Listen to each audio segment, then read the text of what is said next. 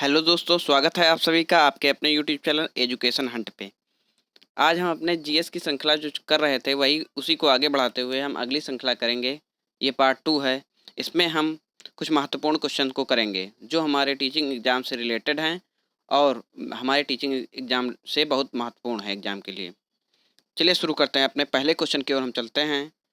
अगर आपको ये वीडियो पसंद आए तो वीडियो को लाइक, शेयर, सब्सक्राइब करना ना भूलें और साथ ही हमारी बेल आइकन को भी दबाएं जिससे आपको हमारे वीडियो की नोटिफिकेशन जैसे ही वीडियो रिलीज हो वैसे ही प्राप्त हो जाए। चलिए शुरू करते हैं। हमारा पहला क्वेश्चन है, मगध महाजनपद की राजधानी क्या थी? जैसा कि हमें ज्ञात होता है कि हमारे जो जो अंगुत्तर निकाय प्राप्त हुआ है, एक बौद्ध ग्रंथ है अंगुत्तर निकाय, उससे हमें यह ज्ञात होता है कि हमारे यहाँ पर भारत में 16 महाजनपद ज्ञात हुए हैं। इसमें से एक बहुत ही विशाल और समृद्धशाली महाजनपद था जिसे मगध महाजनपद के नाम से जाना जाता है। तो उस हर महाजनपद की एक राजधानी होती थी। तो हमें बताइए कि मगध महाजनपद की राजधानी क्या थी? हमारे ऑप्शन हैं वाराणसी, चंपा, कुशीनगर, राजगृह। चलिए बताइए आपका आंसर क्या है। तो मगध महाजनपद की राजधानी राजगृह थी। राजगृह। और मगध महाजनपद को पूछा जाए कि स्थापना किसने की थी, तो मगध महाजनपद की स्थापना किसने की थी? बिंबिसार ने की थी। किसने की थी? बिंबिसार। मगध महाजनपद की स्थापना बिंबिसार ने की थी और मगध महाजनपद की राजधानी क्या थी? राजगृह। चलिए चलते हैं अपने अगले क्वेश्चन की ओर। हमारा अगला क्वेश्चन है, राष्ट्रकूट वंश की स्थापना किसने की थी? बहुत ही इंपॉर्टेंट क्वेश्चन है, बहुत से एग्जाम में पूछा जाता है कि राष्ट्रकूट वंश की स्थापना किसने की थी। हमारे सामने चार ऑप्शन हैं, दंतिदुर्ग, कृष्ण प्रथम, सामंत सेन, इनमें से कोई नहीं।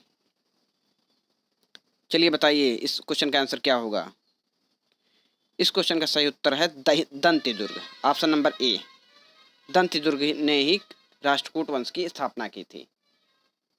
तो इस क्वेश्चन का सही ऑप्शन है ए ऑप्शन। चलिए चलते हैं अपने अगले क्वेश्चन की ओर। दासों का दास किसे कहा जाता है? बताइए। बहुत ही इंपॉर्टेंट क्वेश्चन है, दासों का दास किसे कहा जाता है? आपके ऑप्शंस हैं कुतुबुद्दीन ऐबक, इल्तुतमिश, बलबन, आराम शाह। बताइए आपका सही ऑप्शन क्या होगा। तो इस क्वेश्चन का सही उत्तर है, दासों का दास कहा जाता है इल्तुतमिश को। अब वो कैसे, समझिए। चूंकि मोहम्मद गौरी का गुलाम जो था कुतुबुद्दीन ऐबक था, तो ये मोहम्मद गौरी का दास हुआ कुतुबुद्दीन ऐबक, और कुतुबुद्दीन ऐबक का दामाद जो पहले कुतुबुद्दीन ऐबक का दामाद जो बाद में बना और पहले कुतुबुद्दीन ऐबक का गुलाम था इल्तुतमिश, जो कुतुबुद्दीन ऐबक के बाद राजा बनता है, इसलिए इल्तुतमिश को दासों का दास कहा जाता है। चलिए अगले क्वेश्चन की ओर बढ़ते हैं। हमारा क्वेश्चन है, रजिया सुल्तान गद्दी पर कब बैठी? जैसा हम जानते हैं कि दिल्ली सल्तनत की पहली महिला शासिका के बारे में हमने पिछले वीडियो में किया था कि कौन थी, तो रजिया सुल्तान थी। लेकिन रजिया सुल्तान गद्दी पर कब बैठी थी, यह क्वेश्चन बहुत बार बहुत से एग्जाम में पूछा जाता है। तो चलिए बताइए इसका आंसर क्या होगा। 1232 ईस्वी, 1233 ईस्वी, 1235 ईस्वी, 1236 ईस्वी। तो इस क्वेश्चन का सही ऑप्शन है 1236 ईस्वी। रजिया सुल्तान गद्दी पर कब बैठी, तो 1236 से 1240 तक रजिया ने शासन किया था। चलिए चलते हैं अपने अगले क्वेश्चन की ओर। चालीसा का गठन किसने किया था? बलबन, आराम शाह, बहाउद्दीन, इल्तुतमिश। बताइए इस क्वेश्चन का आंसर क्या होगा। बहुत ही इंपॉर्टेंट क्वेश्चन है।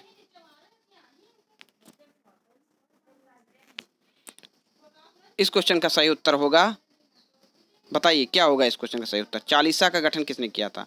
तो चालीसा का गठन जो है इल्तुतमिश ने किया था, जो 40 तुर्क सरदारों का एक संगठन था जो उसके शासन को चलाने में काफ़ी मदद करता था। तो चालीसा का गठन इल्तुतमिश ने किया था। चलिए अगले क्वेश्चन की ओर बढ़ते हैं।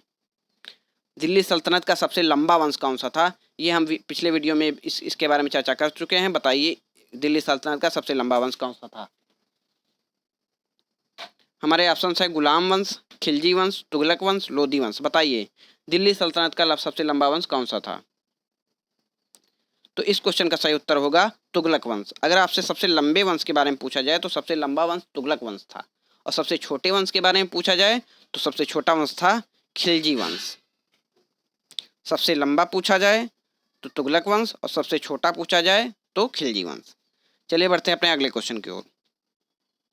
पारसी नववर्ष की शुरुआत किसने की थी? बहुत ही इंपॉर्टेंट क्वेश्चन है। बताइए पारसी नववर्ष की शुरुआत किसने की थी?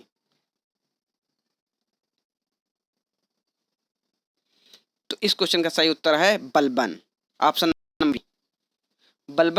बलबन ने पारसी नववर्ष की शुरुआत की थी और इसने सिजदा व पाबोस मतलब कि अपने सुल्तान को पेट के बल चूमना जैसी प्रथाओं को शुरू किया था। अर्थात इस क्वेश्चन का सही उत्तर है ऑप्शन बी बलबन। चलिए बढ़ते हैं अपने अगले क्वेश्चन की ओर। ये बहुत ही इंपॉर्टेंट क्वेश्चन माना जाता है और हमारे जीके से संबंधित ये बहुत इंपॉर्टेंट क्वेश्चन है। सांकेतिक मुद्रा का प्रचलन सर्वप्रथम किसने किया था?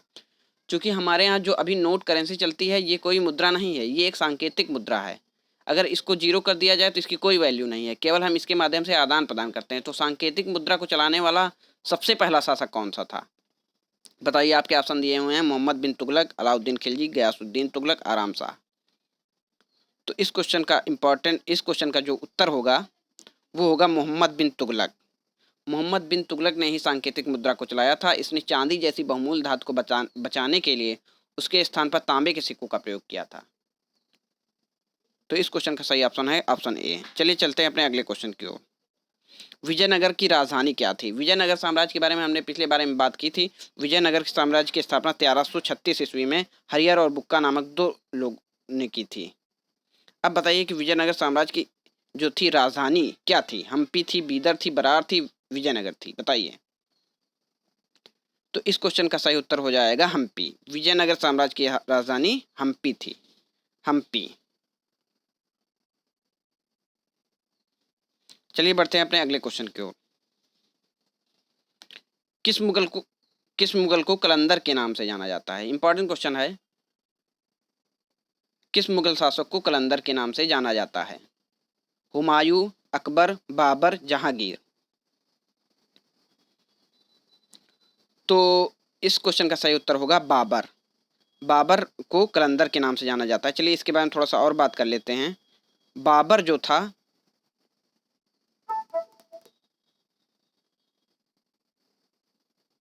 बाबर को कलंदर के नाम से जाना जाता है क्योंकि बाबर ने 1526 ईस्वी में पानीपत का प्रथम युद्ध लड़ा था, जिसमें से उसने लोदी वंश के अंतिम शासक इब्राहिम लोदी को पराजित किया था, इब्राहिम लोदी को हराया था। इसके बाद उसने मुगल साम्राज्य की स्थापना की थी।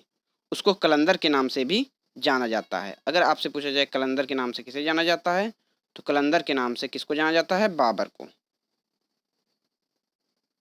चलिए चलते हैं अगले क्वेश्चन की ओर।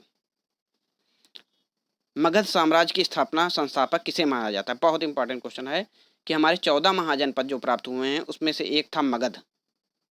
तो मगध साम्राज्य का संस्थापक, अभी राजधानी के बारे में हम बात कर ही चुके हैं, तो मगध साम्राज्य का संस्थापक किसे माना जाता है? तो इस क्वेश्चन का सही उत्तर है मगध साम्राज्य का संस्थापक बिंबिसार को माना जाता है। बिंबिसार। मगध साम्राज्य की स्थापना बिंबिसार ने की थी। उसके बाद मगध साम्राज्य का शासक उसका बेटा अजातशत्रु बनता है। अजातशत्रु, और ये भी पूछा जाता है कि बिंबिसार की हत्या किसने की थी? तो बिंबिसार की हत्या उसी के बेटे अजातशत्रु ने की थी। अगर पूछा जाए कि बिंबिसार की हत्या किसने की थी, तो उसी के बेटे अजातशत्रु ने उसकी हत्या कर दी थी। चलिए अगले क्वेश्चन की ओर बढ़ते हैं। प्रथम बौद्ध संगीत कब हुई थी? बहुत इंपॉर्टेंट क्वेश्चन है। बौद्ध संगीतियों से अक्सर हमारे एग्जाम्स में क्वेश्चन बनते हैं। तो बताइए प्रथम बौद्ध संगीत का आयोजन कब हुआ था? तो प्रथम बौद्ध संगीत का आयोजन 483 BC में हुआ था। 483 ईसा पूर्व में प्रथम बौद्ध संगीत की हुई थी। अब पूछा जाए कि प्रथम बौद्ध संगीत किस स्थान पर हुई थी, तो प्रथम बौद्ध संगीत 483 ईसा पूर्व में राजगृह में हुई थी। इसी प्रकार हमारे सारे क्वेश्चंस कंप्लीट होते हैं। अगर आपको हमारा वीडियो पसंद आए तो हमारे चैनल को लाइक, शेयर, सब्सक्राइब करना ना भूलें और इसे अपने दोस्तों तक शेयर करें। मिलते हैं इसी तरह के अगले वीडियो में। तब तक के लिए नमस्कार, जय हिंद, वंदे मातरम दोस्तों।